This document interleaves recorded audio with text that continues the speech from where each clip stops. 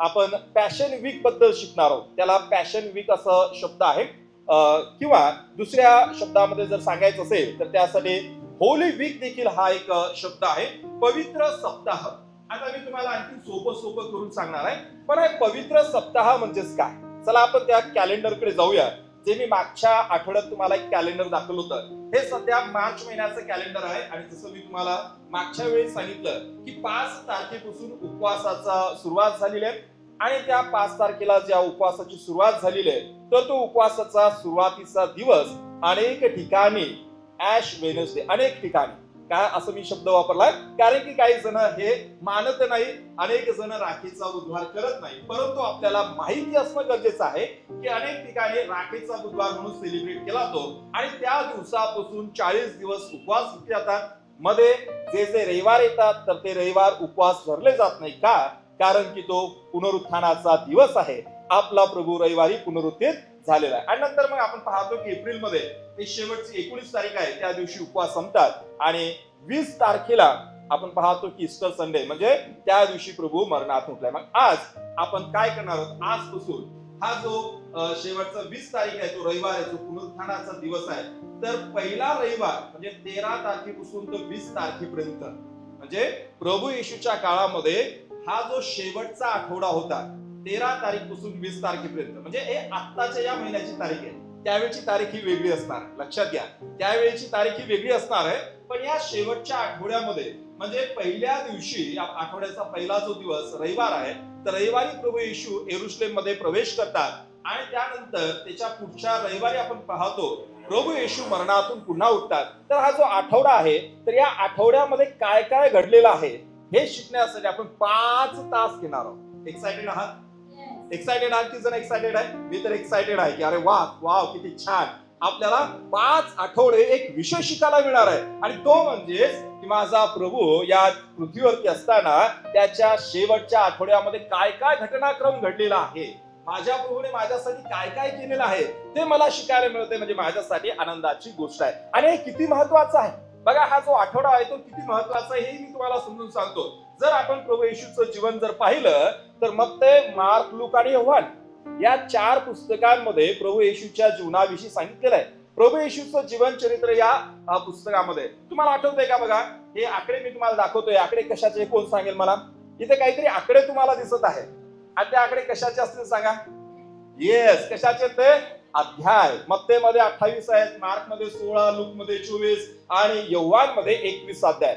जर या संपूर्ण अध्यायाची जर तुम्ही आणि मी जर बेरीज केली तर ती बेरीज किती येणार आहे कोण सांगू शकते? किती आलेली आहे? 89. म्हणजे पवित्र शास्त्रामध्ये प्रभू येशूच्या जीवनाबद्दल सांगण्याकरता 89 अध्याय वापरलेले आहेत. ओके, मत्ते, मार्क, लूक, योहान यांना शुभवर्तान म्हणतात. किंवा सोप्या शब्दात सांगायचं तर प्रभू येशूचं जीवन चरित्र ते सांगण्यासाठी 89 अध्याय वापरले. आणि तुम्हाला माहित आहे का, या 89 अध्यायापैकी फक्त तो शेवटचा आठवडा त्याबद्दल सांगण्यासाठी 30 अध्याय वापरले. अरे वा, किती अध्याय वापरले? 30 अध्याय. So you understand the importance of the last week. म्हणजे इथून आपण त्या शेवटच्या आठवड्याचं महत्व समजू शकतो. जर प्रभू येशूच्या जीवनातील शेवटच्या आठवड्यासाठी एकूण अध्यायांपैकी 30 अध्याय जर वापरलेले आहेत, तर त्या 30 अध्यायांपैकी जर आपण हिशोब काढला, थोडंसं गणित करूया, 27%. किती टक्के? 27% भाग शुभवर्तमानाचा प्रभू येशूच्या जीवनातील शेवटच्या आठवड्यासाठी वापरलाय. दॅट मीन्स याचा अर्थ इट्स इम्पॉर्टंट टॉपिक. ते महत्वाचं टॉपिक आहे. याच्याकडे दुर्लक्ष करून चालणार नाहीये.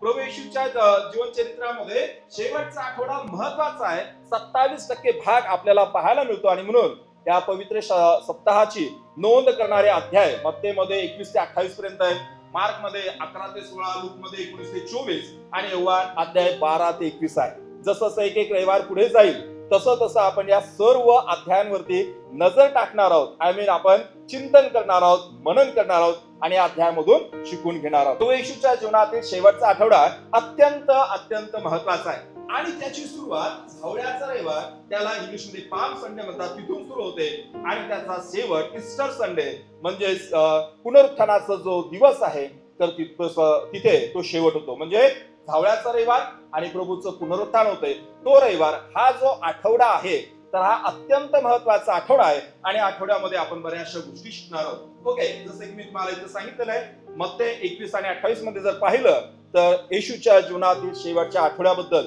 बरीचशी माहिती आहे. मग चला, आज आपण फक्त एकच विषय घेणार आहोत आणि तो विषय झावळ्याचा रविवार. याला झावळ्याचा रविवार का म्हणतात तेही मी सांगणार, परंतु त्या रविवारच्या दिवशी लक्षात घ्या, मी त्या रविवार विषयी बोलतोय. कोणता रविवार?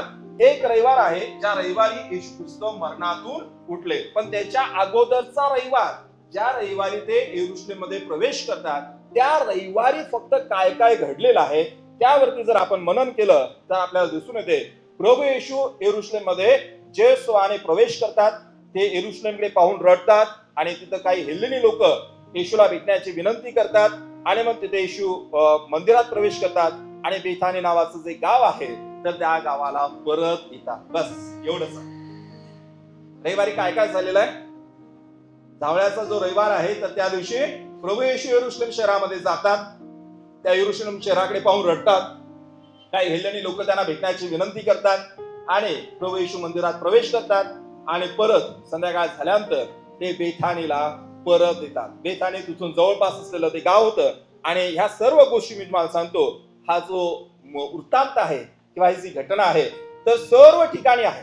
म्हणजे जो तुम्ही पाहिलं मत्तेमध्ये आहे, मार्क मध्ये, लूक मध्ये, योहान मध्ये, म्हणजे चारही पुस्तकामध्ये प्रभू येशूचं यरुशलेम मध्ये जाणं ही घटना नोंद करण्यात आली. म्हणजे अत्यंत महत्वाची अशी घटना आहे आणि त्याच घटनेवरती आज आपण थोडं लक्ष केंद्रित करणार आहोत. म्हणून आजचा आपला विषय असणार आहे झावळ्याचा रविवार. या झावळ्याच्या रविवारला झावळ्याचा रविवार का म्हणतात तर हे अगदी सोपं आहे. जर तुम्ही तिथं पाहिलं तर आपण पाहतो की ज्यावेळेस प्रभू येशू ख्रिस्त यरुशलेम मध्ये जात असताना आजूबाजूला असलेल्या लोकांनी त्या झावळ्या बांध्या घेतल्यात आणि त्या वाटेवरती टाकल्यात, आपले कपडे तिथे टाकलेत आणि प्रभू येशू ख्रिस्त काय करत होते? त्या गाडवीवरती, त्या शिंगरावरती बसून यरुशलेम मध्ये प्रवेश करत होते. आणि आजच्या संदेशामध्ये हा एक मुख्य मुद्दा मी घेणार आहे, त्या झावळ्याचा रविवार मधून आपल्याला काय शिकायचं आहे. तर आजचा आपला विषय असणार आहे झावळ्याचा रविवार आणि 4 प्रकारची लोक. या गर्दीमध्ये आपल्याला 4 प्रकारचे लोक पाहायला मिळतात. किती प्रकारचे? 4 प्रकारचे लोक त्या दिवशी पाहायला मिळतात आणि आज आपल्याला त्याच्यामधून परीक्षण करायचं आहे की मी कोणत्या प्रकारचा व्यक्ती आहे. या घटनेमधून आपण शिकत आहोत की त्या ठिकाणी असा समुदाय होता. बघा, प्रभू येशू ख्रिस्त यरुशलेम मध्ये प्रवेश करत आहे आणि त्या ठिकाणी लोक इतके एक्साइटेड आहेत, जसं तुम्ही चित्रामध्ये पाहिलं की काही लोक आपले कपडे देखील तिथे खाली टाकत आहेत, काही लोक झावळ्या टाकत आहे आणि प्रभूच्या गाडवीवरती बसलेले, ज्या शिंगरावरती बसलेले ते तिथून जात आहेत. म्हणजे प्रभूचा एक वेगळ्या प्रकारे ते काय करताय? वेलकम करताय, स्वागत करताय. मग अनेक लोक असं म्हणतात की प्रभू येशूने ते गाढव का निवडलं? तर अनेक जण असं म्हणतात की गाढव फार नम्र प्राणी आहे. काय म्हणतात? गाढव फार नम्र प्राणी आहे आणि त्या नम्र प्राण्याचा काय केलेला आहे? प्रभू येशूने वापर केलेला आहे. पण जर तुम्ही जकर्याचं पुस्तक याचं 9 अध्याय वचन 9 जर असलं तर तिथे जकर्या नावाच्या सेवकाने संदेशकाने भविष्यवाणी केली होती की प्रभू येशू यरुशलेम मध्ये त्या गाढवीच्या शिखरावरती बसून किंवा गाढवावरती बसून यरुशलेम मध्ये प्रवेश करतील. त्याचं एक सोपं उत्तर लक्षात घ्या. गाढव नम्र आहे असं म्हणावू शकत नाही, कारण की जो शास्त्रभाग आपण वाचलेला आहे तर त्या शास्त्रभागामध्ये गाढवाला नम्र म्हटलेलं नाहीये, गाढवाला सौम्य म्हटलं नाही. तर तिथे असं म्हटलेलं आहे की आपला प्रभू सौम्य आहे. सौम्य कोण आहे? प्रभू आहे. नम्र कोण आहे? प्रभू आहे. गाढव हे नम्र नाहीये. जर कोणाला ऑब्जेक्शन असेल तर चर्च सुटल्यानंतर एखाद्या गाढवाच्या पाठीमागे जाऊन उभं राहा आणि बघा की ते किती नम्र आहे किंवा त्याच्यावरती बसण्याचा प्रयत्न करा. आणि म्हणूनच एक म्हण आहे, बॉसच्या समोर आणि गाढवाच्या पाठीमागे उभं राहू नये. बॉसच्या समोर उभं राहिलं की बॉस काहीतरी बोलणार, गाढवाच्या पाठीमागे उभं राहिलं तर गाढव लात मारणार हे मात्र निश्चित आहे. तर या गटामध्ये जर तुम्ही पाहिलं, हे जे चित्र तुमच्या डोळ्यासमोर मी आणलेलं आहे की प्रभू येशू ख्रिस्त यरुशलेमला जात आहे. काही लोक कपडे आतरत आहे, काही लोक झावळ्या टाकत आहे आणि तिथे जे घोषणा करताय होसाना होसाना असं म्हणत आहे. पण या गटाचं जर तुम्ही व्यवस्थित निरीक्षण केलं तर तिथे आपण पाहतो येशूला पूर्णपणे न ओळखणारे लोक तिथे होते. त्या ठिकाणचे लोक गजर करत होते, जयघोष करत होते, हुसाना हुसाना असं म्हणत होते. पण जरी ते असं म्हणत होते तरी देखील ते पूर्णपणे प्रभू येशूला ओळखत नव्हते. हा एक गट त्या ठिकाणी उपस्थित होता, जो गट येशूला पूर्णपणे ओळखत नव्हता. कारण की तर मी शास्त्र भागामध्ये तुम्हाला दाखवतो, तिथं असं म्हटलेलं आहे की पुढे आणि मागे चालणारे लोक गजर करत होते आणि होसाना होसाना असं म्हणत होते. हे लोक गजर करत होते, होसाना आणि होसाना म्हणत होते, देवाची स्तुती करत होते. मग तुम्ही म्हणाल चांगली गोष्ट करत आहे, आणि मग तुम्ही त्यांना असं कसं म्हणू शकता की ते प्रभू येशूला पूर्णपणे ओळखत नाही, ते मी तुम्हाला सांगतो. पण त्याच्या अगोदर होसाना याचा अर्थ काय माहितीये का? होसाना हा शब्द हिब्रू शब्द आहे आणि याचा अर्थ आहे कृपया आम्हाला वाचवा, आमचं तारण करा. म्हणजे ते काय म्हणत आहेत की आमचं तारण करा. खरं तर प्रभू येशू ख्रिस्त या जगामध्ये आल्याच्या नंतर यहुदी लोकांना असं वाटलं की तो एक राजा होईल, तो एक अधिपती होईल आणि रोमी सत्तेपासून आम्हाला वाचवेल. म्हणजे त्यांच्या मनामध्ये रोमी लोकांपासून येशू आम्हाला वाचवेल असं होतं. परंतु खरं तर येशूचं राज्य हे जगिक स्वरूपाचं नव्हतं, आध्यात्मिक स्वरूपाचं होतं आणि तो लोकांना त्यांच्या पापापासून सुटका देण्यासाठी आला होता. आणि म्हणूनच या लोकांना अनेक वेळेला कळालं नाही की येशू कशासाठी आला. ही तर गजर करतायत, होसाना होसाना, आमचं तारण कर, आम्हाला वाचव. पण हेच लोक 5 दिवसानंतर म्हणजे शुक्रवारी त्यापैकी बरेच जण काय म्हणालेत माहिती का? ज्यास पिलाता समोर प्रभू येशूला उभं करण्यात आलं आणि पिलाताने म्हटलं की ख्रिस्त म्हटलेल्या येशूचं मी काय करावं, तर यापैकी निश्चितच काही लोक तिथं होते आणि ते म्हणाले त्याला वधस्तंभावर घेऊन टाका. कोणते लोक? रविवारी जे गजर करत होते, रविवारी जे होसाना होसाना प्रभू आम्हाला वाचव, आमचं तारण कर, हे जे लोक उत्साहाने म्हणत होते, तर त्यापैकीच काही लोक त्या गटामध्ये होते. हे निश्चित आहे की होय, त्यापैकी काही लोक त्या गटामध्ये होते आणि ते म्हणत होते की याला वधस्तंभी केला. म्हणजे त्या गटामध्ये असे लोक होते की जे प्रभू येशूला पूर्णपणे ओळखत नव्हते. जर त्यांनी पूर्णपणे येशूला ओळखलं असतं तर त्याने असं कधीच म्हटलं नसतं याला वधस्तंभावरती केला. आणि म्हणूनच येशया संदेशाने अशा लोकांबद्दल अगोदरच लिहून ठेवलेलं आहे की असे काही लोक आहेत की जे मुखाने परमेश्वराची स्तुती करतात परंतु त्यांचं अंतःकरण परमेश्वरापासून कोसो दूर आहे. येशयाने अगोदरच लिहून ठेवलंय आणि प्रभूने त्याचा पुनरुच्चार केला, ते उदाहरण घेतलं आणि त्याला सांगितलं, प्रभूने सांगितलं की होय, असे काही लोक आहेत जे माझी घोषणा करतात, माझी वाहवा करतात, पण त्यांचं अंतःकरण माझ्यापासून कोसो दूर आहे. आणि म्हणूनच प्रभू येशूने म्हटलं की देव आत्मा आहे आणि त्याची उपासना तुम्ही आत्म्याने आणि खरेपणाने केली पाहिजे. सगळ्यात महत्वाचं काय? ओठापेक्षा अंतःकरण देखील महत्वाचं आहे. फक्त ओठाने स्तुती केली आणि अंतःकरणामध्ये देवाविषयी काही रिस्पेक्ट नसेल तर काही होत नाहीये. शुक्रवारी काय झालेलं आहे? ज्या दिवशी प्रभू येशूला वधस्तंभावरती देण्याची वेळ आली तर त्यावेळेला हेच लोक म्हणत होते त्याला वधस्तंभी खेळा, त्याला वधस्तंभी खेळा. पहिला गट कोणता गट होता? पहिला प्रभू येशूला पूर्णपणे न ओळखणारे लोक. येस, आज अनेक लोक मंडळीत येतात, पण शेवटी हाच प्रश्न आहे.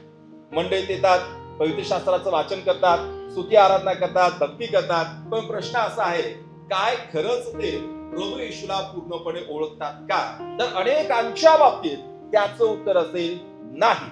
होय, अनेक लोक असं दिसते की ते प्रभू येशूला ओळखत आहेत, परंतु पवित्र शास्त्रानुसार त्यांचे ओठ जरी देवाचं नाव घेत असते, त्यांचे ओठ जरी देवाचं गीत गात असेल तरी देखील अनेकांचं अंतःकरण प्रभूपासून कोसो दूर आहे. आणि आज देखील त्या गटातले लोक आहेत की जे प्रभूला पूर्णपणे ओळखत नाही. दुसरा जो गट आहे तो म्हणजे हा कोण आहे असे विचारणारे. दुसरा गट काय आहे? अरे हा कोण आहे? तुम्ही कल्पना करा. मी तुम्हाला कल्पना करण्यासाठी जास्त संधी दिलीच नाहीये, चित्रच दाखवलं आणि त्या चित्रामध्ये बघा किती मोठा समुदाय चाललेला आहे. काही लोक गजर करताय, आडाओडा करताय, होसाना होसाना.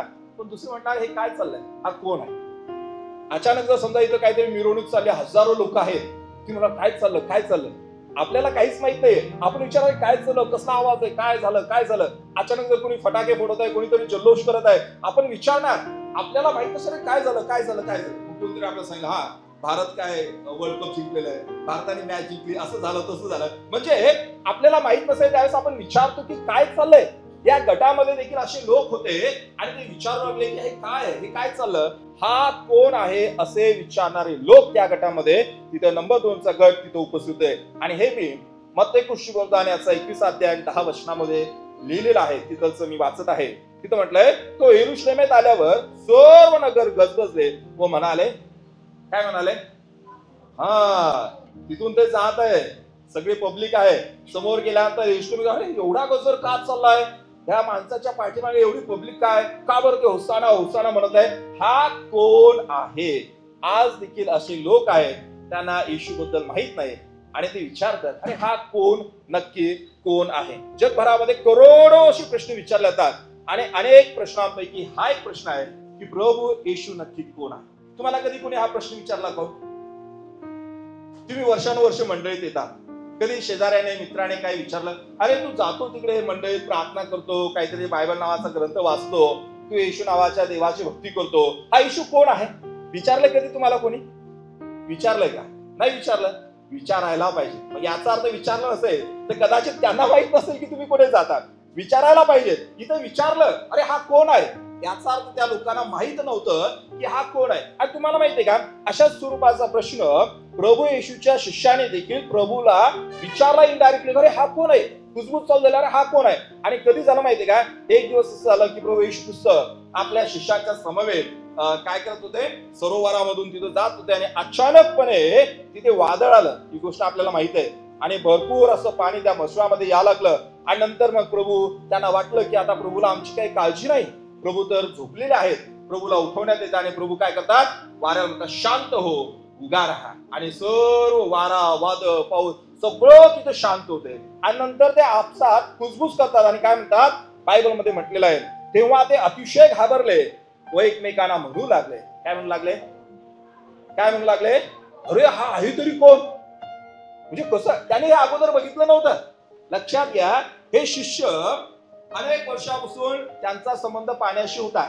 अनेक वर्षापासून ते पाण्यामध्ये, तिथं सरोवरामध्ये, समुद्र आहे तिथे ते जायचे, मासे पकडायचे. त्यामुळे वादळ वारा हे काही त्यांच्यासाठी अजिबात नवीन नव्हतं. नेहमी त्यांचं कामच आहे. कुठलं सुटलं सकाळी दुपारी, मला वाटते जेव्हा जेव्हा त्यांना वाटत असेल तेव्हा ते जायचे. बायबलमध्ये तो सांगितलंय की ते काही शिष्य रात्री देखील जायचे समुद्रात आणि मासे पकडायचे. त्यामुळे त्यांना जे वादळ आहे, वारा आहे, पाऊस आहे, हे काही नवीन नव्हतं. आणि अनेक जणांचं त्या पावसामध्ये, वाऱ्यामध्ये, वादळामध्ये नुकसानी झालं असेल. पण पहिल्यांदाच असं झालं की वादळ आला, पाऊस आला आणि अशी भीती निर्माण झाली की आता आपलं संपलं. त्यावेळेला कोणीतरी उठते आणि त्या वाऱ्याला धमकावते, पाण्याला धमकावते आणि म्हणते की शांत हो, उगा राहा. आणि सगळं क्षणामध्ये शांत होतं. त्यांना आश्चर्य वाटलं, अरे आम्ही इतके वर्ष मासेमारीचा व्यवसाय केला, आम्ही असं कधी बघितलं नाही. हा आहे तरी कोण? काय प्रश्न केला? हा आहे तरी कोण? शिष्य नवीनच होते, अजून प्रभूमध्ये वाढत होते, प्रभूच्या बरोबर राहत होते, अजून त्यांना बरंच काही शिकायचं होतं. त्यांचं प्रारंभिक जीवन होतं आणि ते म्हणतात हा आहे तरी कोण? आणि मग नंतर मी तुम्हाला सांगतो, जसं जसं शिष्य प्रभू बरोबर राहत गेले आणि मग त्यांचा समज वाढत गेला.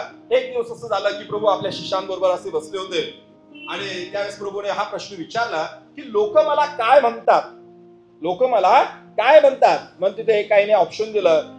काही जण म्हटले की तुम्हाला बाप्तिस्मा करणारे योहान म्हणतात, काही जण तुम्हाला एलिया म्हणतात, काही जण इर्मिया म्हणतात, किंवा संदेशापैकी काहीतरी कोणीतरी एक असावं असं म्हणतात. प्रभूने विचारलं, दुसऱ्यांचं जाऊ द्या, दुसरे मला काय म्हणतात ते महत्वाचं नाही, तुम्ही मला काय म्हणता. आणि मग त्यावेळेला शिमोन पेत्राने उत्तर दिलं, आपण ख्रिस्त जिवंत देवाचे पुत्र आहात. Hallelujah, hallelujah, hallelujah. कोणी उत्तर दिलं मला सांगा? पेत्राने. आणि तो काय म्हटला? आपण तर ख्रिस्त जिवंत देवाचे पुत्र आहात. आज अत्यंत महत्वाचा प्रश्न इथे आहे की त्या झावळ्याच्या रविवारच्या दिवशी 2 नंबरचा गट होता आणि त्या गटातील लोक म्हणाले हा आहे तरी कोण? आणि उत्तर देणारे लोक आहेत. आज प्रश्न असा आहे की येशू ख्रिस्ताच्या शिष्यांना देखील सुरुवातीला हा प्रश्न पडला, अरे हा आहे तरी कोण? पण जसं जसं ते प्रभूमध्ये वाढत गेले, एक दिवस आला की देवाच्या आत्म्याने पेत्राला प्रगट केलं की येशू ख्रिस्त कोण आहे. आणि तो म्हणतो की आपण ख्रिस्त जिवंत देवाची पुत्र. आज हे आपल्याला प्रगट झालाय काय? आज आपल्याला समजलंय काय? लोक काय म्हणतात हे महत्वाचं नाही. प्रभू येशूने लोकांमध्ये इंटरेस्ट नाही दाखवला. प्रभू येशू म्हणतोय की नको नको, मला ते ऐकायचं नाहीये की लोक मला एलिया म्हणतात, बाप्तिस्मा करणारे योहान म्हणतात. I am not interested in that. मला त्याच्यामध्ये इंटरेस्ट नाही. तुम्ही काय म्हणता ते मला सांगा. मग त्यावेळेस पेत्राने सांगितलं, आज देखील प्रभू येशू बद्दल जगातील लोक काय म्हणतात ते महत्वाचं नाही, मी काय म्हणतो ते महत्वाचं. आज जगातील लोक प्रभू येशूला अमेरिकेचा देव म्हणतात. प्रभूचा जन्म अमेरिकेत झाला असं कोणाच्या बायबलमध्ये लिहिलं सांगा बरं? कोणाच्या बायबलमध्ये प्रभूचा जन्म अमेरिकेत झाला का? नाही. मग लोक म्हणतात नाही तो अमेरिकेचा देव आहे, तो फॉरेनचा देव नाहीये. प्रभू येशूचा जन्म इस्रायल देशामध्ये झाला आणि तो इस्रायल देशामध्ये जरी जन्मला असेल तरी जो कोणी, बायबल सांगते, जो कोणी त्याच्यावर विश्वास ठेवतो त्या प्रत्येक व्यक्तीचा तो देव बनतो, त्या प्रत्येक व्यक्तीचा तो तारणहार बनतो. त्यामुळे तो एका विशिष्ट समाजाचा, एखाद्या विशिष्ट गावाचा, गल्लीचा, तालुक्यात, जिल्ह्याचा तो देव नाहीये. जो कोणी त्याच्यावर विश्वास ठेवतो त्याचा तो देव बनतो. पण लोकांना माहित नाही. लोक असं म्हणतात तो अमेरिकेचा देव आहे, काय लोक म्हणतात तो यहुदी शिक्षक आहे, काय लोक म्हणतात तो शास्त्रीय पुरुषी त्याच्यासारखा हुशार व्यक्ती आहे. पण हे काही खरं नाहीये. हे सगळी खोटी उत्तर आहे. खरी उत्तर म्हणजे तो जगाचा तारणहार आहे आणि तो आपल्याला वाचवण्यासाठी आलेला, देहरूप धारण केलेला देव आहे. आणि हेच बायबल सांगतं. आज मला हे समजलं आहे काय? आज जर कोणी मला विचारलं की हा आहे तरी कोण, तर मला त्याचं उत्तर माहित पाहिजे. आणि हे जर मला जास्त जाणून घ्यायचं असेल तर आज आपल्याला येशू कोण आहे अधिक जाणून घ्यायचं असेल तर वचन वाचण्यात आणि प्रार्थना करण्यात वेळ घालवणं गरजेचं आहे. आमेन. समजत आहे? किती प्रकारचे गट होते तिथे? 4. पहिला गट काय?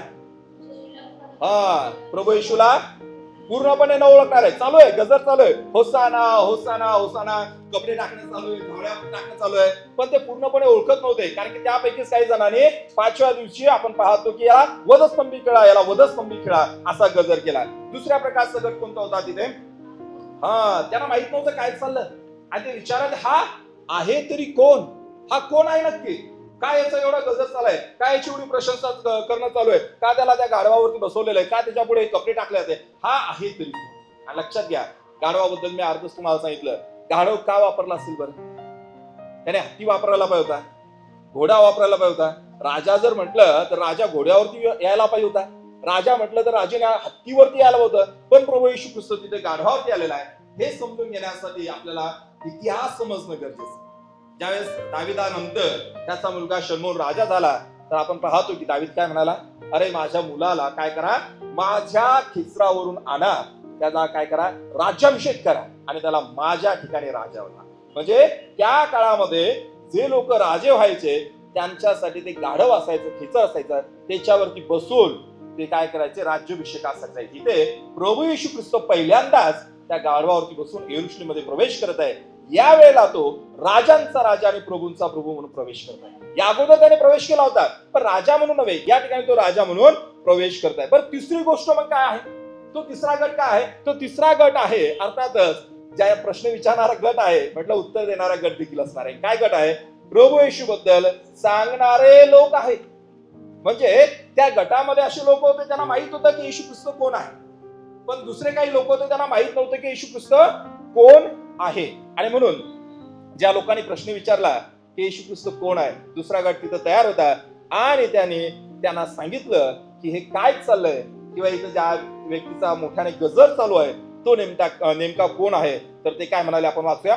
मत्ती सुवर्तमान 21 अध्याय आणि वचन 11 मध्ये म्हटलेलं आहे, लोकसमुदाय म्हणाले, गालिलातील नासरेताहून आलेला हा येशू संदेष्टा आहे.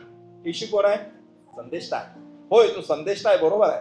येस, तो याजक आहे, तो बरोबर आहे. तो देव आहे, ते बरोबर आहे. म्हणजे सांगणाऱ्यांना काहीतरी माहित होतं की नाही? येस, विचारला अरे हा कोण आहे? मग दुसरा गट म्हणा, अरे हा तो गालिलातील नासरेतून आलेला संदेष्टा आहे.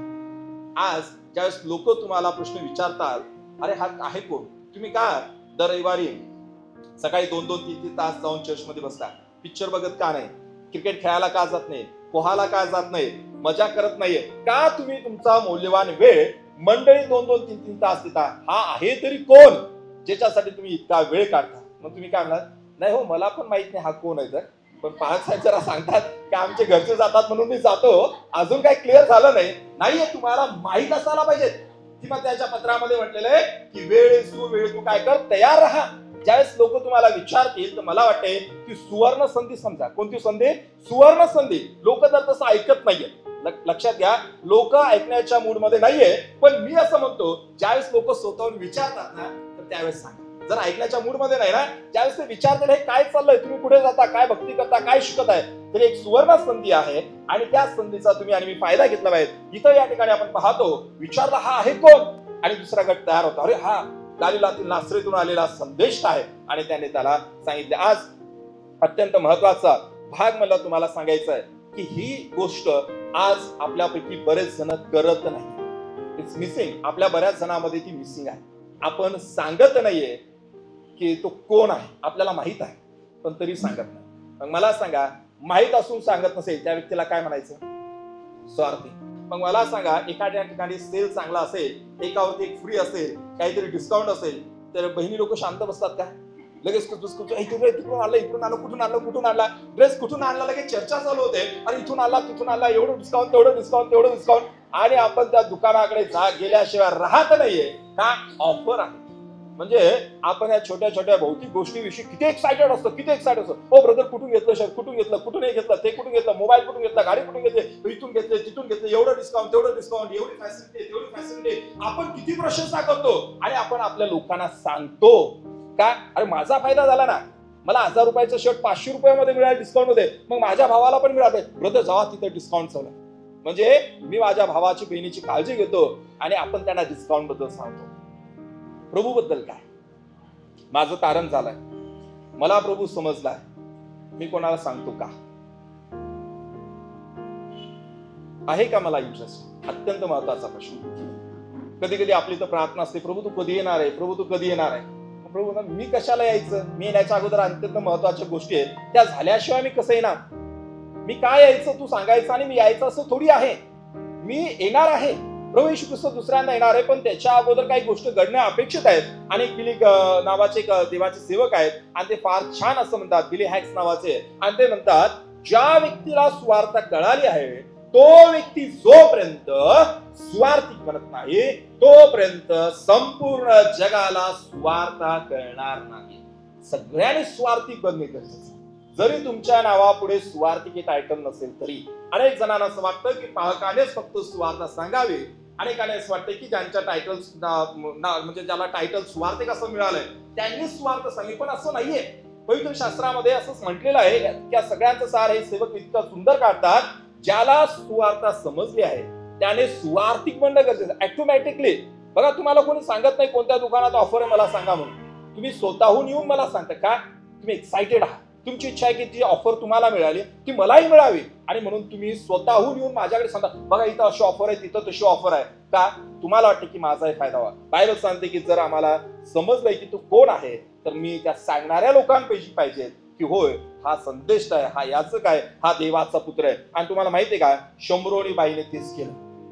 एकटी बाई होती, एकटी बाई. या एकट्या बाईला प्रभूने सांगितलं की तो कोण आहे आणि तिला ते समजलं. तिने तिच्या भाषेमध्ये ते समजून घेतलं, पण शेवटी तिला ते समजलं की हा कोणीतरी महान व्यक्ती आहे, कोणीतरी संदेष्ट आहे. आणि मग ज्या वेळेस तिला समजलं तर बायबल सांगतं, तिथं म्हटलंय की चला मी हे केले सर्व काही ज्याने मला सांगितले तो मनुष्य पहा, तोच ख्रिस्त असेल काय. तिने घागर तिथे टाकली, अख्ख्या गावामध्ये गेले, गावातील लोकांना सांगितलं, बघा त्याने माझा सगळा भूतकाळ सांगितला, तोच ख्रिस्त असेल का. अख्खं गाव तिकडे आलं आणि गावाने काय केलं माहिती का, ऐकलं. आणि ऐकल्यानंतर गावाची साक्ष, तू सांगतेस म्हणून नव्हे, काय म्हणतात गावातील लोक, तू सांगतेस म्हणून नव्हे तर आम्ही विश्वास ठेवलेला आहे त्याचं कारण आम्ही अनुभवलेला आहे. लोकांना अनुभव घेऊ द्या. लोकांना अनुभव, तुमच्या अनुभवाबद्दल सांगा आणि ते अनुभव घेतील.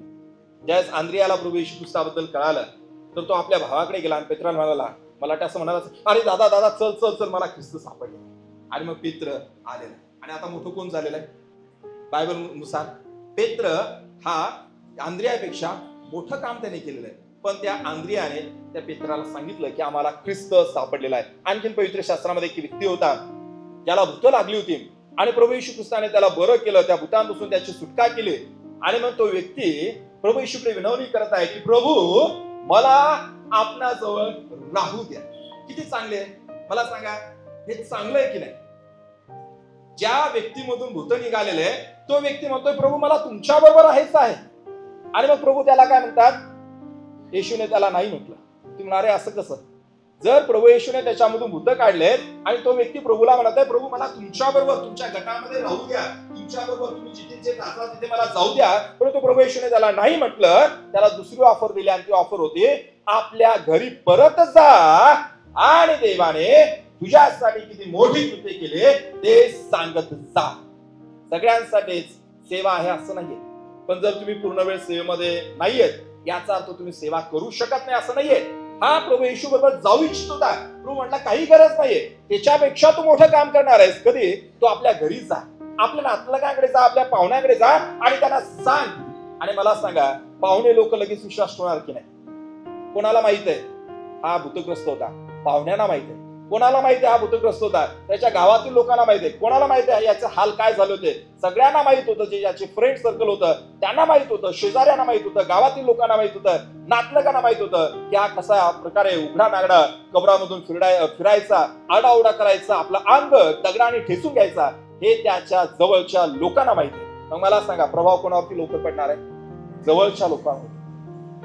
आज जर एखादा दारुडा व्यक्ती असेल, त्याने दारू सोडली, सगळं व्यसन सोडलं, जुगार खेळत असेल ते सगळं सोडलं, देवाच्या मंदिरात यायला लागला, चांगला झाला, आणि तो जर जाऊन परक्या लोकांना सांगायला लागला मी दारूला होतो आणि मी बघा चांगला झालो, आता प्रार्थना करतोय, मी जुगारी होतो आता चांगला झालोय, मी चुकीच्या गोष्टी करायचो आता चांगला झालो.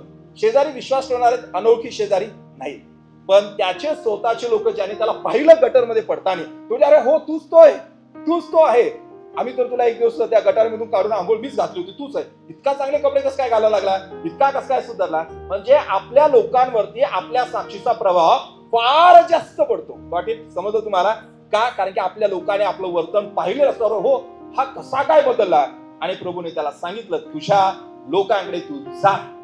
आणि मग तो गेला आणि सांगितलं. तुम्हाला माहितीये का तो कोणत्या भागामध्ये गेला? बायबलमध्ये दकापलिस नावाचं एक गाव आहे, त्या प्रांतामध्ये तो गेला.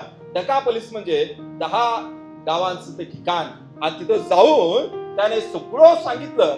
आणि मग प्रभू येशू काय काळानंतर तिथे गेले आणि प्रभूला त्या लोकांना स्वार्थ सांगणार ते सोपं झालंय. मला तुम्हाला सांगायचं आहे की आपण त्या सांगणाऱ्या लोकांपैकी असलो आहे की प्रभू येशू पुस्तक कोण आहे. आणि बायबलमध्ये म्हटलेलं आहे जर मी स्वार्थ सांगतो तरी मला प्रतिष्ठा मिळवण्याचं कारण नाही, कारण मला ती सांगणे भाग आहे.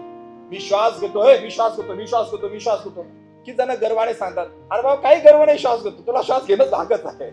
मला सांगा श्वास घेणं हे काय तुम्हाला सेपरेटली सांगणार आहे? मी श्वास घेतो काय, सकाळी उठले की श्वास घेतो, माझा श्वास चालू राहतो काय बरं 24 आवर्स, आणि सांगण्याची गरज नाहीये. तुला श्वास घेणं हे भागच आहे.